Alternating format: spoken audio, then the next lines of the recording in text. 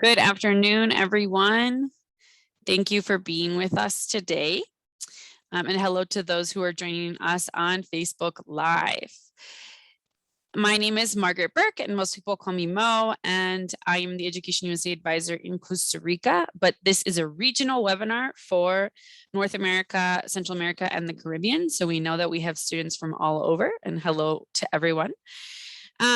First, we want to talk about the agenda, about what we will be having today. So first, I will begin with a quick explanation of Education USA, our services, and go over some frequently asked questions. And then I will be introducing Sorani Marin from ETS to cover lots of different things about the TOEFL IBT and TOEFL Essentials, and kind of give you guys a mini class to help you study for these standardized English proficiency tests. So to continue, what is Education USA? Education USA is a U.S. Department of State network of advising centers located all around the world that offers free educational advising services to people who are interested in applying to U.S. higher education institutions. So for example, associates, bachelors, masters, a PhD, we can guide you through this process. And we do not charge for our basic educational advising services. We are also the official source for information on U.S. universities and colleges for the U.S. government. And so we have the most up-to-date information on any changes that may be happening. So you can also come to us with questions about that. Our frequently asked questions that we receive in Education USA, the first one would be if we are a scholarship program. And we like to be clear that Education USA is not a scholarship program or a financial aid program. We are an educational advising program. We help you look for financial aid opportunities, but we do not have the funds to finance your education in the US, right? We are a free educational advising program. We also get a question if there are opportunities to improve your English, and the answer is yes and no, depending on what it is that you want to do. If you would like to immerse yourself and take intensive English classes, many universities and colleges do offer intensive English classes where you can live on campus or live in close by campus and go and have the US university feel. But instead of taking biology or math classes, you take English classes. If you want to apply directly to an academic program, like a bachelor's, master's, or PhD, you should already have a high intermediate to advanced level of English. Another common question we get is if we can help you find a short-term study abroad program. As I mentioned, we focus on the services offered by U.S. universities and colleges, so the academic programs for a degree, also certificate or short-term programs. But I want to talk about this word internship, because if you study in the United States on a student visa, which is an F1 visa, you have an awesome opportunity to extend your visa with a program called OPT, Optional Practical Training. And OPT allows you to look for a paid or unpaid, hopefully paid, job using the degree you just earned and get international work experience in the United States in a legal manner. So that is a huge advantage to the student visa. Our last question is if we have partnerships or agreements with specific U.S. universities and colleges, and the answer would be no. We are not working with a specific list of universities. We represent all 4,700 universities and colleges in the United States, and we will work with you to help you find the best fit for you in terms of academics and social life and professional goals. So in talking about our services, we support students in their application, and we divide the process in 5 steps because the process can be kind of long. First, we help you look for different options, helping to get the list of 4,700 universities down to a list of about 10. We also talk about the different options you have to finance your education in the United States. And then we help you complete your application, which this webinar today is considered step 3, because part of your application is probably to take a standardized English proficiency exam, and the TOEFL is an option to comply with that requirement. And so we help you not only in terms of how to prepare for standardized exams, but revising your essays, giving you feedback, explaining the different processes to set you up for success for your application. If you get into the university or college, you can then apply for your student visa, and we have information on what documents you need to fill out and where you need to make payments so that you have the best chance of being approved when you go to your visa interview. However, we cannot guarantee you will get your visa. That is something that is up to the U.S. consulate in your country. Step 5, we offer a free pre-departure orientation before you leave. And in this pre-departure orientation, we offer lots of great information about how the healthcare works in the United States, what are free resources you have available to you on campus, how to sign up for classes, what is an academic environment or an academic relationship like between a professor and a student. Lots of information to help make your new transition into this new chapter a little bit easier. And all of these services are at no cost, as I mentioned. Now, for those of you who are with us in Zoom, you should see on your screen a question. We always like to ask our audience where they're located to get a better idea of who we are reaching. So, and if you're on Facebook, we invite you to write in the comments. Are you joining us from Canada, Mexico, Central America, the Caribbean, South America, or another region I have not mentioned in the options? So we're going to wait a few seconds.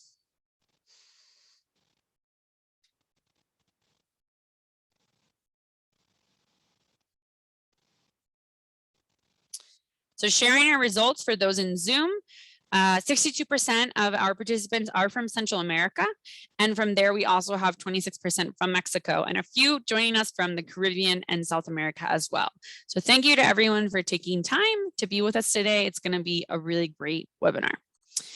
Without further ado, it's my great pleasure to introduce Sorani Marin, who is the Associate Director of TOEFL and GRE Client Relations for Costa Rica, Colombia, Honduras, Mexico, Panama, and Cuba for ETS, right? ETS is the organization that makes the TOEFL and GRE exams. So she is the expert. She is also professor of English at the Universidad de Caldas in Colombia, as well as a psychologist and a master in education and diversity. So you are all in wonderful hands today.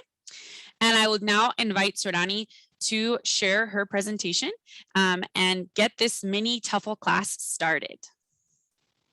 Okay, thank you, Margaret. So here you have the expert, as she already said. Okay, okay, let me share my screen first. It's right here. Okay, and I'm gonna share sound now. Okay, good afternoon, everyone. Yes, Margaret already said, my name is Sorani Marin Gonzalez. I'm very glad to be here today. I will share very relevant information for you guys about TOEFL IBT and our last newest exam, which is TOEFL Essentials, okay? Please remember to direct all your questions to Aphasia. Okay, and I will, of course, respond. I will try to respond to all of them at the end, okay? If I don't have an answer, I'm gonna send you an email later, okay? Okay, TOEFL IBT and TOEFL Essentials. Here, this is important, I think. This is my email, okay? So you can take a picture of this screenshot, okay? So this is my email, so please contact not only Margaret, but also me in case you have, you know, like issues with registration, score reports, or any additional questions you may have about both exams, okay? And I'm gonna say about the 3 exams, TOEFL IBT, TOEFL Essentials, or GRE, okay? So if you don't know how to, for example, you made a mistake when you were registering and you use like a different name or you spelled it incorrectly, so just email me and I'm gonna be more than glad to help you, okay? Okay, so TOEFL IBT. So most of you are familiar with this exam. This is a computer-delivered test that measures academic English proficiency. One of the most interesting characteristics of this exam is that it integrates skills. Okay, what does it mean, Sorani? It means that, for example, in the speaking section, you're gonna have the speaking is the focus, right? Is the core skill that they are going to assess, right? But you're going to have to read a short passage, right? Then you're going to have to listen to a conversation that has, of course, the same topic, right? Then you're going to be asked a question that contains information from the passage and from the conversation. Of course, while listening, you're going to be able to take notes, okay? And then you're going to just answer based on, you know, like both sources of information that they provided, okay? So that's how it integrates skills. It measures all 4 language skills: reading, listening, speaking, and writing. this is, you also know that I always tell candidates that having a TOEFL IBT score is like having an academic visa, because it is pretty much accepted like, like everywhere, right? In more than 150 countries, in more than 11,000, I think 15,000 institutions at this point. So it is, I mean, we are everywhere, okay? The cost of the exam in Costa Rica is TOEFL IBT is $225, okay? We're gonna talk about the cost of essentials later. This is the structure of the test. So you candidates are gonna start working on the reading section, which has from 3 to 4 reading passages, 10 questions each, then listening, 3 to 4 lectures, 6 questions each, and 2 to 3 conversations, 5 questions each. Then candidates are going to have a 10-minute break. Then when they come back, they start working on speaking. They will find 4 different tasks, 1 independent and 3 integrated. You already know how the integrated tasks work. And then writing, 2 different tasks, 1 independent and 1 integrated. Okay, this is a 3-hour exam. All right, so this is IBT. Now let's talk a little bit about TOEFL Essentials. Okay, this is, as I told you at the beginning, this is our newest exam. It was launched this month, August. And so let me check. Okay, here. Okay. So there are 4 key distinguishing factors to note about this test, which, as I just said, it had its first worldwide administration in August 2021.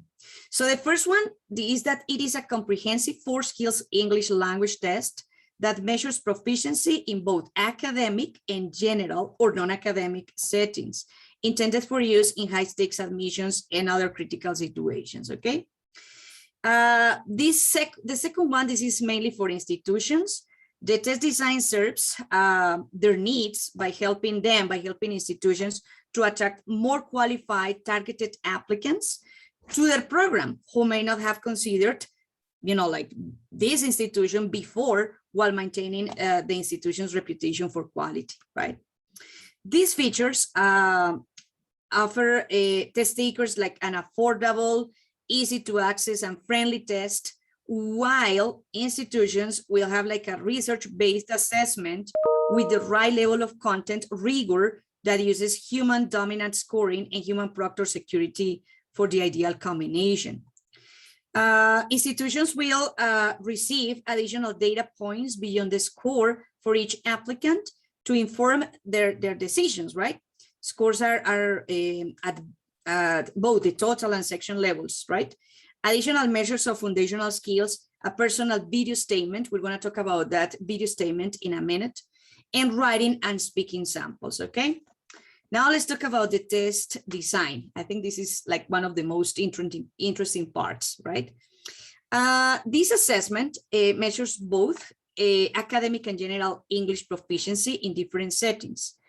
It includes like a multi-stage adaptive methodology that automatically presents test items that adjust to the test taker's proficiency levels as they move through the test. This is interesting. It offers friendly, shorter, and faster-paced tasks, which are designed to attract test takers who perform well with that style of assessment, right? And finally, the test includes like a variety of mild English accents and test situations used globally, okay? Now, this is the format. So the test format has 5 key features. So the first one, it assesses the 4 core English language skills of listening, reading, speaking, and writing. So this is extremely interesting, guys, because, like when all these new exams come up, many candidates or even universities, they say, okay, but does this exam have the 4 skills? So it does, Essentials does, with communication tasks in each area. In the scored speaking section of the test, we'll have a new and innovative virtual interview task between the test taker and a pre-recorded interviewer. Okay, this is not going to be scored, all right? You'll gain insight, like institutions will gain insight into the test taker's foundational skills of vocabulary knowledge and sentence construction. Institutions will have the opportunity to learn more, like a little bit more about their applicants by watching their 5-minute personal video statement, which can be handy for selecting teaching or graduate assistants, or in lieu of a, like a face-to-face conversation. Based on, like our research, we've combined like the optimal test length of 1 hour and 30 minutes, right? That's the length of the exam, with the rigor of test items to support a high stakes admission decision, okay? Registration and delivery. TOEFL Essentials will be delivered exclusively as an at-home test with the same rigorous human proctor security supported by artificial intelligence established for use with the TOEFL IBT home edition in March 2020, okay? Test appointments will be offered 24 hours a day on a single test day upon the launch of the test, which was August. The administration can take place as early as 24 hours after registration. Right now, it is being administered on Saturdays and Sundays. Easy online registration is via your ETS account. So in your ETS account, you're going to find both. You're going to find, in fact, you're going to find the 3 of them: TOEFL IBT, TOEFL Essentials, and Home Edition. Okay. Which is, also your ETS account, which is also where you are going to be able to access test prep materials and score results. The test has an affordable test fee between, this is great news, between $100 and $120 US, depending on the testing country, which is, half the price of many of the major English language tests. In Costa Rica, it is $110. Now talking about test prep materials, they are available in our website, okay? Institutions will view scores online in the ETS data manager or in the OSBS system 6 days after the test, and test takers can also see their scores online 6 days after the test in their registration account. Same way TOEFL IBT works. The scores will be valid for 2 years, same thing as with IBT, from the test date, and can be verified by ETS and will be included in TOEFL search service for any like recruitment searches. Now, this is probably like what you could be like more interested in, right? Like to better differentiate between, like the TOEFL Essentials test and the TOEFL IBT, including the IBT home edition, which is, the same IBT, right? The difference is that, candidates take it at home. We have created this table, which is also posted on the TOEFL Essentials website, okay? TOEFL Essentials test design is unique, okay? It's unique and distinct from the TOEFL IBT, okay? So let's drill down to see how it balances quality with convenience, affordability, and access to reach the applicants who prefer, like a different format, okay? So here we have different categories. The first one is what it measures. So in the case of Essentials, it measures foundational elements of English. You can take a picture of these slides, okay? Foundational elements of English proficiency that indicate how test takers would function in both academic and non-academic context. In the case of IBT, it provides comprehensive, direct measurement of communicative language ability in an academic context. Okay, now language domain, 50% academic and 50% general for TOEFL Essentials. Okay, but for IBT, it's 100% academic English, right? Now talking about the emphasis, breadth with shorter, faster paced tasks for an energetic experience. For IBT, it is depth with longer interconnected tasks for an immersive experience. Talking about the length, I already mentioned it, 1 hour and 30 minutes, that's Essentials, 3 hours for IBT. Talking about the format, 4 sections, as in IBT, But the difference is that Essentials has this 5-minute personal video statement that won't be scored, okay? But as I already explained, it is absolutely useful for institutions to make sure like the type of candidates they are recruiting, okay? Then the test design principle for Essentials, it is designed to be a highly efficient multi-stage adaptive test of English proficiency. Now, talking about the Common European Framework of Reference, TOEFL Essentials goes from A1 to C2, okay? In the case of IBT, it is designed to be, the most comprehensive assessment of communicative language ability in academic contexts, with a range corresponding to, like Common European Framework of Reference B1 to C2, okay? This is something new as well. Not sure if you remember that, I think it was, it was this year. Last year, TOEFL IBT, like the highest score you could get was C1. Right now, it goes up to C2, okay? So that's good news as well. Now, talking about the content, in the case of Essentials, the test tasks designed to efficiently measure proficiency tailored to the test taker's ability level using multi-stage adaptive methodology. Okay, remember it is computer adaptive. Yes, in the case of IBT, number one, it is not computer adaptive. Okay, carefully selected test tasks that represent what students must do in an academic environment requiring integration of all language skills. Delivery, Essentials is delivered at home using, listen, the same platform, technology, and security at the TOEFL IBT Home Edition, okay? In the case of IBT, you can take it at a test center, at a TOEFL site, or at home, okay? This is the Home Edition. Who's likely to take it? In the case of Essentials, students looking for a best test that blends quality and convenience with an engaging format. Yes, as I said before, we launched this exam just this month. It's really, really new. I'm taking the exam next August 28, 6:50 a.m. in the morning. Okay, so I don't know. I just know like all this information about the exam, but I'm gonna have the experience of navigating all the questions in 2 weeks. Okay, and in the case of IBT, who's likely to take it? Aspiring students looking to stand out. Okay, so there you can see the difference. You, like, one of your questions later could be like, are institutions going to accept TOEFL Essentials? For sure they will, because it's coming from ETS, Educational Testing Service. Number one, it's TOEFL. It is using the same platform, technology, security that we're using with Home Edition. So for sure, okay?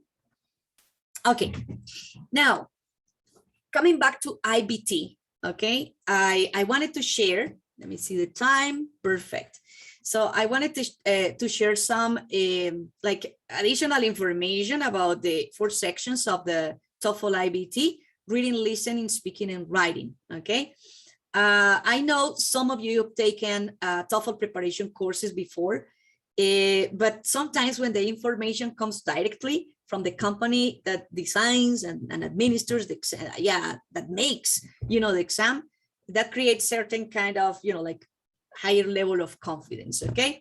So I'm gonna show you, okay, give you like what the structure of the reading and listening and speaking and writing sections, the structure of all those skills are like in the exam, the types of questions that they have, and I'm gonna share with you some sample answers, especially for the speaking and for the speaking section, okay, for the speaking section. For the writing section and even for the reading and listening, I think Margaret at the end could give you guys like news about what we are going to do. I think it is in September. Okay, we're going to spend a little bit more time on each skill, and so we'll have like additional practice. Okay. Okay, reading. So in the reading section of IBT, this is what you're going to find. You're going to find from 3 to 4 passages from academic texts, okay? They are not long. They are like, like 700 words long. This is like 2 paragraphs, like 2-3 paragraphs, and that's it, okay? Then you're gonna find 10 questions, okay, for each passage. Sorani, so the fact that you get 3 or 4, it depends on what? Simple. The designers of the exam, when they deliver the exam, sometimes they say, okay, this date, we are going to have 4 different passages because one of those passages is gonna go for research purposes. Yes, we need to kind of pilot that passage so we know, like, can we use it later in a new exam or not? Okay, so that's why. Sorani, do we know which passage it is, the one, like that goes for research purposes? No, you have to work on all of them, okay? Most questions are worth 1 point, but a few are worth more than 1 point, okay? Directions for each question indicate when this is the case, okay? These are the question types, okay? Basic comprehension, reading to learn, and inference. Sometimes it is kind of complicated to know, like if I ask you right now, I mean, I'm not gonna do it, okay? But if I ask you right now, okay, give me an example of a prose summary question. And I will go for example, Diego Alvarado. Diego, don't worry, you don't have to answer, okay? It could be complicated because you say sentence simplification, what is it, right? So first thing, we know that it is a multiple choice question, okay? And second, I'm gonna show you an example of what a sentence simplification is. It is extremely important to take a TOEFL preparation course before taking the exam, okay? Or at least attending to my sessions and the sessions that we're gonna have in September with Margaret as well. So you can be more familiar with the types of questions that they use. Mainly guys, because this is about time, like all the sections, all the exercises, the questions that we have in the exam, they are timed. So sometimes candidates take more time trying to understand, like, okay, this is a long question. What do I have to do in here, right? So they take more time trying to understand the whole structure of the question than going directly to what the answer is. All right. So that's why you need to be familiar with the types of questions. So these are the types of questions. The very first question that you're gonna, okay. Well, this slide is just for you to take a picture of it. This is an example of a passage that was used in another exam a couple of years ago. So you can trust me. So you can say, okay, what Sorani said is true. It's just like 2, probably 3 paragraphs. Vocabulary is not complicated. Topics are not really like scientific and etc. No, not at all. All right. So this is the first question that you're gonna find in the reading section. Okay, for each passage. It is a vocabulary question. All of you, I'm sure, are familiar with this type of question. In the animal world, the task of moving about is fulfilled in many ways. For some animals, locomotion is accomplished by changes in body shape. The word locomotion in the passage is closest in meaning to simple, okay? Simple. You're all familiar with this type of question. Something interesting about the mechanics of the exam is that in the official exam, your question is not going to be presented as you're seeing it here, okay? No, your screen is going to be divided, all right, in two parts. So right part, right side, this is what you're going to see, the question, okay? What you're seeing right now, right side. Left side, this is what you're going to see, the complete passage. Are you sure, Sorani? Yes, 100% sure. And this goes for every single question. So look at this question, for example. This is classifying, categorizing, and organizing information. This is long. And we're probably, some of you are, but in my case, I was not in the past familiar with this type of question. Like any teacher use this type of question, like in any of my exams, okay? So this is just long.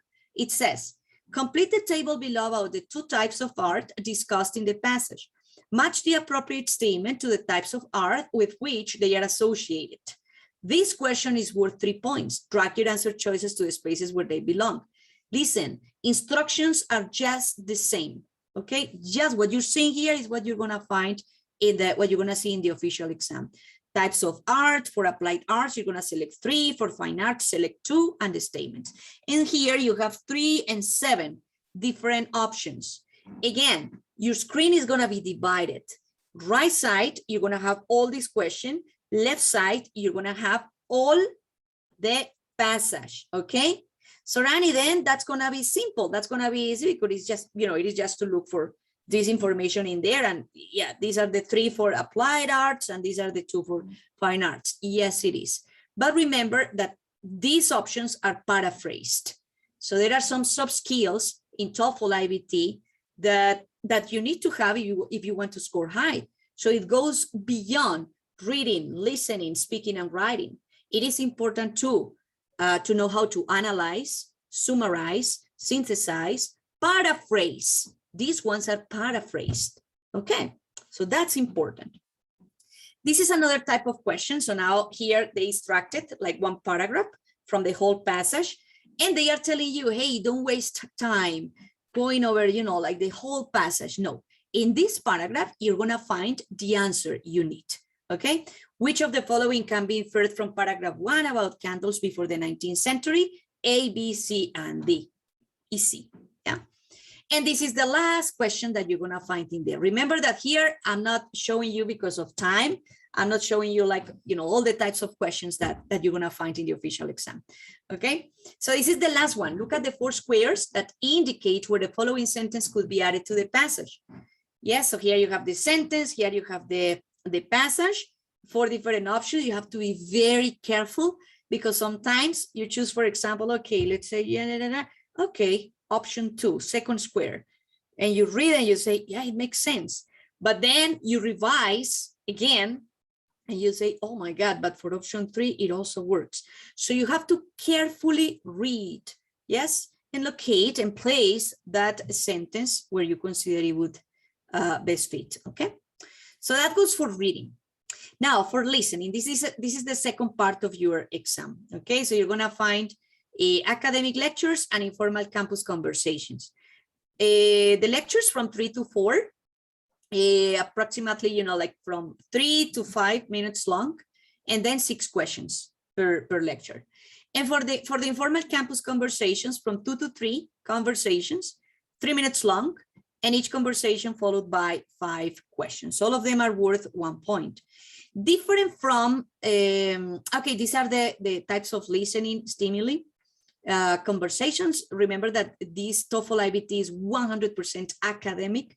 So you're gonna find discussions with professors, discussions, like between, let's say, a student and the registrar, because he or she may need, like a document, 2 students talking about a project or a homework. Everything is academic, okay? Service encounters and lectures that can be a monologue or can be interactive. This is what I was going to say. Different from the reading section, all of you, I'm sure you're absolutely familiar with the types of questions of the listening section. What is key? What is the most important aspect that you must, like the additional sub-skill, I'm gonna call it like that, the additional sub-skill that you need to have to score high in this section? Note taking. You need to know how to take notes, okay? Don't trust your memory, all right? Okay, no, I'm trying to concentrate on all the information. Know that sometimes it's too much, okay? But if you carefully take notes in an organized way, okay, that's gonna help you a lot. And I'm sure you're gonna get more than 100, okay? So this is one of the questions, main idea or gist content question. What is the talk about? You're all familiar with this. This is a detailed question. According to the professor, what is one important result of using AHP? Simple. Then function questions. So here we have the sample question. What does the professor mean when he says this? Here you have the text, but it will only be heard, okay? So you're not gonna, the candidates are not going to read it. I have it here just because this is the presentation, okay? And then attitude questions. What does the woman mean when she says this? All of Europe, right? Making inference questions. So you're gonna listen to 2 different replays, speaker 1 and speaker 2. You're not gonna read, Okay, it is not going to see, you're not gonna be able to see it as I'm seeing it in here, right? As you're seeing it in here. And then what can be inferred about the students? Okay, they just extract like one part of the conversation. So here, this is about inferences. Okay, so as I told you, I'm sure you're familiar with these types of questions. Okay, then for the speaking section, this is right after the break. So you candidates are going to have 10 minutes to relax, right, and to start working on the speaking section. Here, note taking is extremely important, okay? So I'm highlighting this part because this is one of the most critical aspects. This is one of the reasons why many candidates say TOEFL IBT is complicated, is difficult. No, it's not complicated. The fact, and your English is great. The fact is that probably you were not well trained on how to manage time wisely, okay? That's different, but the exam is not difficult. I'm not gonna say that TOEFL IBT is, like has a basic level of English, no, but it is not advanced. It is intermediate, okay? That is what it assesses, okay? So for the speaking section, the test takers respond to 4 different tasks, okay? One independent task, which is about a familiar topic. So all the responses are gonna be based on personal experience, simple topics. I'm gonna give you an example in a minute. And then 3 integrated tasks, 2 that have reading. And I'm gonna show you the length. It is not like a passage as the one that I just shared with you, the ones for the reading section. No, that's long, okay? For the speaking section, they are just paragraphs. Okay, I'm gonna show you an example. So they have reading, you have to read, and then you have to listen to a conversation that is related with the topic of the passage. And then you can take notes, of course, okay? And then they are going to ask you, like a question based on the content of both sources of information, okay? And then the other one is just listening. So you listen to a conversation, you take notes, okay? And then they ask you a question where you have to use information from the listening, and for sure, they are going to ask you like a question about your opinion, okay? On the topic of the conversation. So the responses are based on what was read and heard. These are the rubrics. You can download these rubrics from our website, okay? These are the real rubrics that the scorers use to score your exam. So this is great. So with these rubrics, you know what you have to do to get a 4, which is the highest score that you can get in the speaking section, 4. So you're gonna go for that 4. But additionally, because the way they score TOEFL IBT has to be 100% objective, okay? Additionally to the rubrics, they use something that is called benchmarks. What is a benchmark, Sorani? A benchmark is a point of reference. So it is nice to see, okay, level 4. So what do I have to do to get a 4? Let me see. For delivery, what is delivery, Sorani? Delivery is pronunciation, fluency, intonation. What is language use, Sorani? Language use is vocabulary and grammar. And what is topic development? Topic development is how coherent your response was, if you understood what was being asked, how you connect ideas, like the progression of your ideas. So you go over you go over score 4 and you say, okay, I know what to do. But if additionally, chicos, you listen to someone that got, for real, that got a 4 in the speaking section, you're gonna say, okay, now I know what to do. And I identify with this level 4. In fact, I can do it a little bit better, okay? So they use benchmarks. So they use the rubrics and they use benchmarks. So I'm gonna show you 4 benchmarks. You're gonna listen to those 4 benchmarks, okay? And at the end, you're gonna say, to yourselves, there's no option to participate this time in here, probably in September. You're gonna say, Sorani, I identify with level 4. And I think I can do it better. Or you can say, I identify with level 3, but I want to get a 4. So I'm gonna keep on studying and preparing myself to get it, etc. Okay, so this is the task. So listen to the task, and then I'm gonna show you the benchmarks. I'm gonna make sure, yes, sure sound, perfect. Okay. Some universities require first-year students to live in dormitories on campus. Others allow students to live off campus. Which policy do you think is better for first-year students and why? Include details and examples in your explanation. Okay, so this is the task. It says preparation time 15 seconds and response time 45 seconds. You could say that this is too short, Sorani, I need more time. No, like like if you practice, you're gonna see that this is more than enough. If they gave candidates like more time, they would be in trouble, trust me. So this is more than enough, okay? So here we have a response to this task and she got 4. I think it's better for the first year students to live on campus rather than off campus. Main reason because they are new to the city and it's safer for them to live on campus where there's more security because they don't know much about the city in the first place. Second of all, it helps them to become more familiar with their surroundings where they have to study. It also helps them to meet new people. Living in a dorm encourages friendships with people who you might not seem very comfortable with the first time. And it helps you meet new people. It helps you to interact with your seniors, if any, living in your dorm. Okay, it was not perfect. Okay, it was not perfect. That's all I can tell you. Okay, she's fluent, but she made some mistakes, grammar mistakes, like simple ones. They don't blur meaning at all, okay? But what I'm telling you is that this was accurate and she got 4, but it was not perfect. Scooters are not expecting your responses to be like perfect, clean, not at all, all right? This is a level 3 response. I think the better policy is to make students live in the dorm, because the first year student live in the dorm because I think it's safer first, because most of them come from other town, so they don't really know their environment, so I think it's safer. Moreover, I think they can make friends in the dorm, so they can have good relationship to know how the university is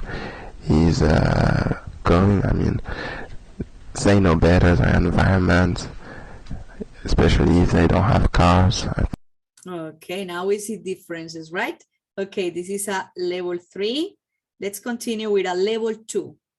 I'm sure you're not going to identify yourselves with level 2 or level 1, okay? The policy of students to live in dormitories on campus is better according to me, because it gives them time to know about the city, and it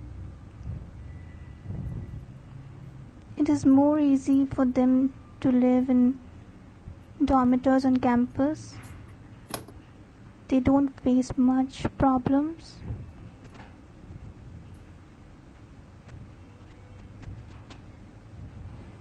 Moreover, it gives them times to find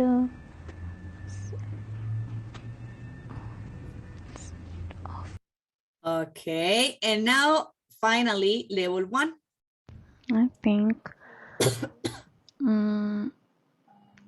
the dormitories the students lives in dormitories very close to each other, students, so they familiar to each other, so proceed students relationship and communication, so very familiar.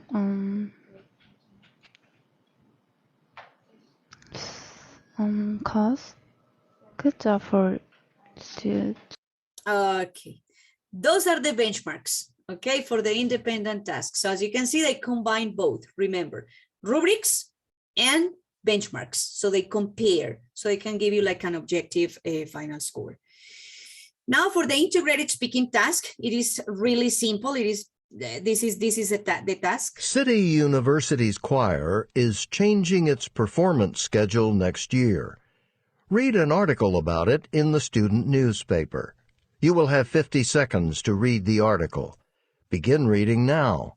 Okay. City. I'm not gonna give you the 50 seconds, which is more than enough to go over this passage. Look, it's just a paragraph. It's really, really short. Okay, university choir to enter off-campus singing competitions. So right after reading this paragraph, okay, they are going to listen to a conversation. I'm gonna play it for you. It's really, really short. I just want you to see like the type of English they use, if it is really complicated to understand what they say, etc. Listen. Jim, you're in the choir, right? What do you think about what they're doing next year? This article. I really like it. Yeah? Yeah. The new director's right that it will motivate us. How's that?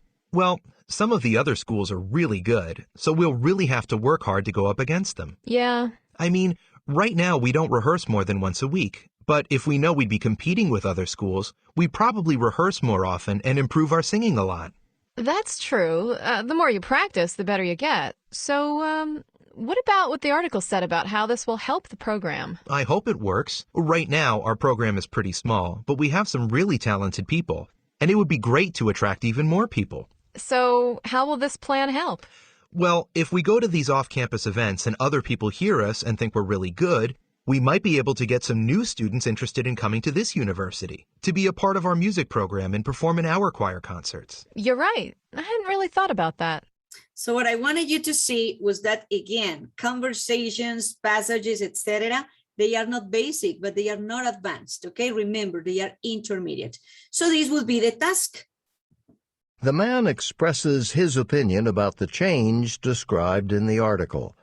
Briefly summarize the change, then state his opinion about the change and explain the reasons he gives for holding that opinion. Here you have more time to prepare your answer, 30 seconds, and more time to respond. It is 60 seconds, a minute, okay? So this is the integrated task. Here you have the rubrics for the integrated part of the speaking section. And finally, this is gonna be the last part of your exam, of your TOEFL IBT writing. So remember, you're gonna find one integrated and one independent task. For the integrated, you're gonna have 20 minutes to work on it. So you're gonna have reading, you're gonna have to read, to listen to a short like lecture from 3 to 5 minutes, okay? And then you're gonna have to write. And then for the independent, you're gonna have 30 minutes. And the response in here is gonna be, this is more like an essay. This is gonna be based on personal experience or opinion. So for the integrated, you're gonna see a 230 and 300. This is probably 2 paragraphs. Word reading passage for 3 minutes. 3 minutes is more than enough. Then test takers, here's a 2-minute lecture, right? Remember that you have, it is not that you can take notes. No, you have to take notes, okay? Something interesting is that while writing, while working on your response, you're gonna have access to the passage all the time. It won't disappear. It is going to be there. So you can cut, you can copy, like you can paste, whatever you want to do. The word count is going to be there because the suggested word count for the integrated task goes from 150 to 225 words. Okay, this is an example. This is the type of reading. You can take a picture of this slide. This is here you say, Sorani, use it 2 paragraphs. I mean, I made fonts like bigger, etc., because of the nature of the presentation, etc. But it is short, okay? It is shorter than the ones they use in the reading section, okay? So there you have the passage. Then you're gonna listen to a person, yes. This is a lecture, okay? I'm not gonna play this time, but this is a lecture. And the most important part about this is that, again, you have to take notes, okay? So as you take notes, you're gonna start identifying information she's mentioning that is included in this passage. So those are the tools. That's the information that you're gonna use to later on start working on your writing. Look at this. This is beautiful and friendly. Okay. Summarize the points made in the lecture, being sure to explain how they respond to the specific points made in the reading passage. Here you have on the left the same passage. Okay, so you have it in there. You can cut, paste, and do, redo, and here you have the word count. Remember, for this one the suggested word count goes from 150 to 225. And finally, this is the independent writing. This is the last part of your exam. This is the, like not the easiest. I mean, for me, it is the easiest, okay? So you're gonna see a prompt, okay? You're gonna be advised to use specific reasons and examples to support that opinion. Then you're gonna be given 30 minutes in total for preparation, writing, and revision. Both tasks are going to be scored based on the fact that they are first drafts. Listo? So you pay attention to it, how friendly the exam is, right? So it is not like this is the final essay with references, with APA format. It's no, okay? This is a first draft, okay? Here, the suggested word count for response goes from 250 to 300 words. Important, if you go beyond those 250 or those 300, no, 250, no, for the integrated 225. 225 words or 300 words, if you go beyond, you won't be penalized. You won't, okay? So that's important. This is an example of the kind of prompts that you're gonna have in the independent writing section. So this is always telling the truth is the most important consideration in any relationship. Do you agree or disagree with the following, with this statement? Use specific reasons and examples to support your answer. That's it. That's all I wanted to share with you today. See you in September. Great. What a great presentation, Sorani. Thank you so much. We have a lot of questions from the audience, so I'm going to go ahead and get started. First, I want to ask a few questions about the TOEFL Essentials, because since it's the new product, we're going to go ahead and ask about that. So just to review, is the TOEFL's Essentials graded using the same scale of 0 to 120, or what type of grade do they give you? No, they are going to use bands, okay? And the bands go from 0 to 12, okay? Okay. And then you had mentioned similarly that the difference between the TOEFL Essentials and the TOEFL IBT is that the TOEFL Essentials can go to C2, the SEFR, that score. So does that mean that C1, does that apply to TOEFL's IBT as well? And that the 120 is no longer about, like, that's not a C1, that's actually a C2? They modified. I'm going to send you this information tomorrow morning, Margaret, because okay, we already have in IB2, we have C2 as well. We have the same till 120, but they modified those numbers. So it is like from 111, I think. I don't remember. I can send you that information tomorrow. That is a C2. So they modified that part. So we do have a C2 in IBT. Awesome. Thank you. And is there a list of institutions or a link that of institutions that have already said that they're going to accept the TOEFL Essentials this fall? We do have it, and I can also share that information with you. I need I need the link. They do have a link, yes. and I need the authorization from my boss to, and he will say yes. He will say yes. Anything that Sorani will send me, we can send to everyone who's registered for this webinar via email. So don't worry, everyone. Okay, we have another question about taking notes during the test. Can I take notes while I take the TOEFL IBT? And is it pen and paper or pencil and paper? Do I bring it? Do they give it to me? How do notes work? They're going to give it to you if you take the exam in a TOEFL site. If you go to X University, they are going to provide candidates with 3 different colorful sheets of paper and a pen, okay? If you need additional paper, you just raise your hand, and the proctors and administrators, they are going to provide you with additional paper. That's for the TOEFL IBT that you take in a TOEFL site. For home edition, you can't use any paper, but you have 2 options. You can use one of these. Let me show you. I have it in here, Margaret. This kind of board, okay? A whiteboard. Yes, you can use a whiteboard with an erasable marker. That's option number 1 of these transparent sheet protectors. Yes, so you put a white sheet of paper into that protector and you can use the erasable marker and that's gonna work. Those are the only two options for home edition and for TOEFL Essentials. Why is that, Sorani? Simple, I mean, for home edition and essentials, because the proctors need to see at the end of the exam that you erased all your notes, okay? That's it. Okay, perfect. Very good. And then about the reading section, when you went over the reading section, you mentioned that there are 3 to 4 passages that they have to read. So one student has asked, if we have to read 4, will we get more time? Yes, of course. Yes, of course. Okay. I can tell you, let me give you the specific answer to that question. Okay. Reading. If you get 4,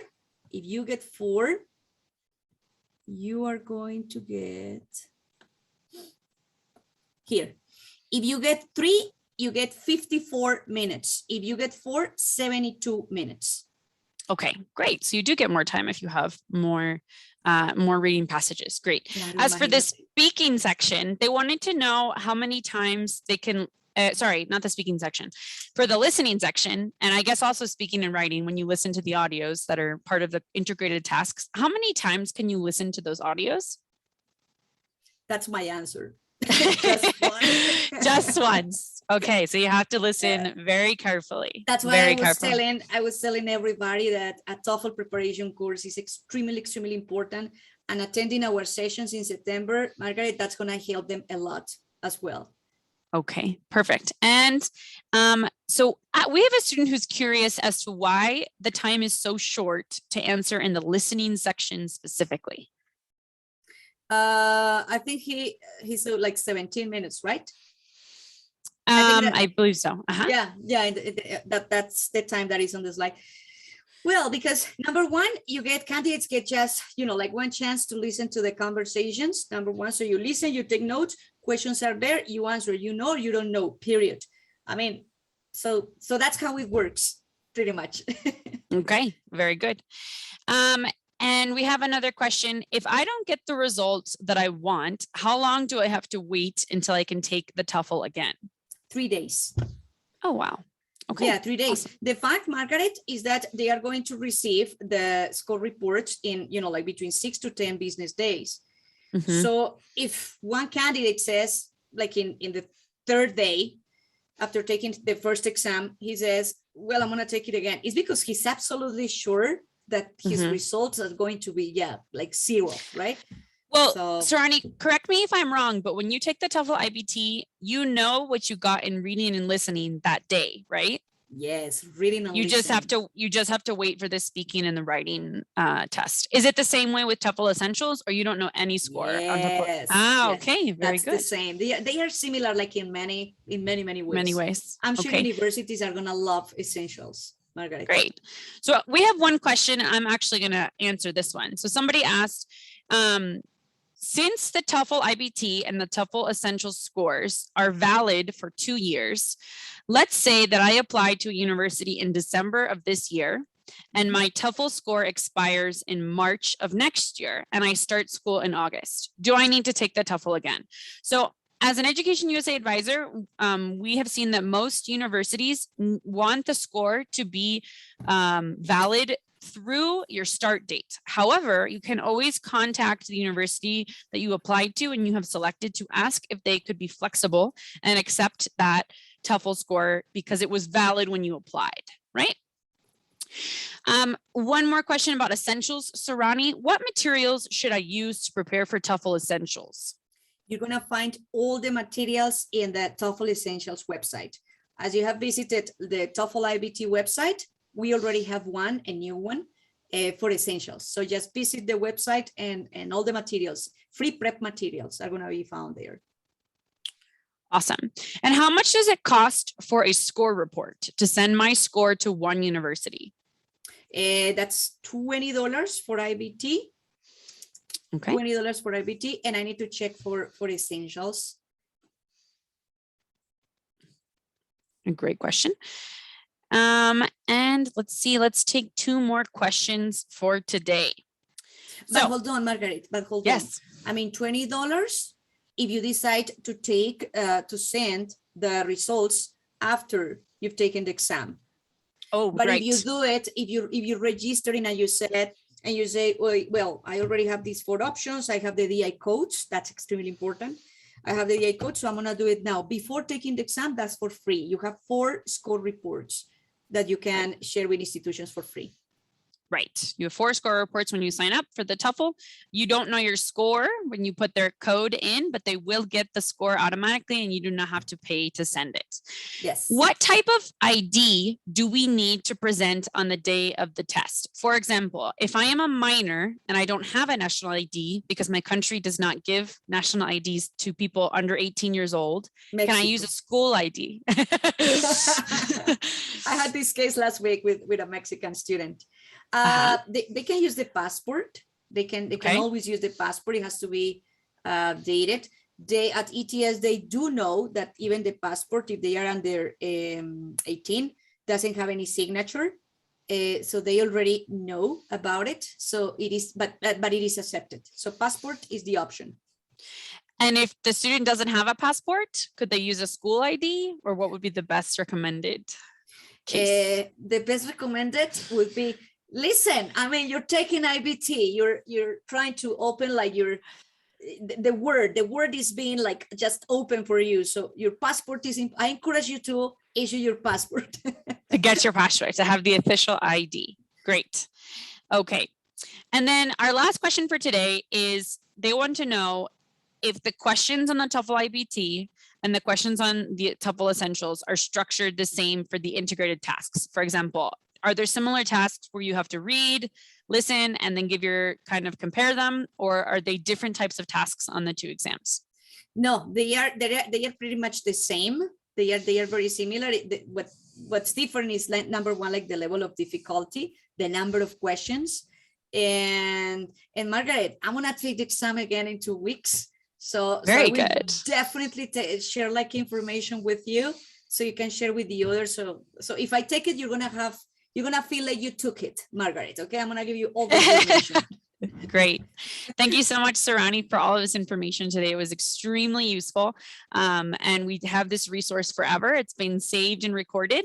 So again, if you want to watch this again, this is being saved on the Education USA Costa Rica website. If we have not had time to answer your question, we recommend that you reach out to the Education USA Advising Center nearest to you in your country, and the advisor would be happy to answer that question. In terms of our regional events that we have coming up in Canada, Mexico, Central America, and the Caribbean, next week we have a webinar about Conquering the Common App, which is the website that's often used for applications to undergraduate programs. It's happening at the same time on next Wednesday, and you can sign up using this link or this QR code, and I believe my colleagues will be sending the link in the chat. And then we're very excited because on Wednesday, August 25th, we're having an Education USA virtual fair that will take place for 4 hours. You can see the different times depending on where you're located, and you will have the chance to talk to representatives from 80 accredited US universities and colleges. We will also be doing informative presentations about different topics related to the application process. So we definitely recommend that you apply. It's going to be great. You can do it from the comfort of your own home. Thank you so much to everyone, and especially to Sorani for taking the time to give us a lot of information that we really appreciate. And we hope to see you all in our future events. Okay, thank you, Margaret, for inviting me, and thank you, everybody. Thank you so much. Bye. Bye-bye.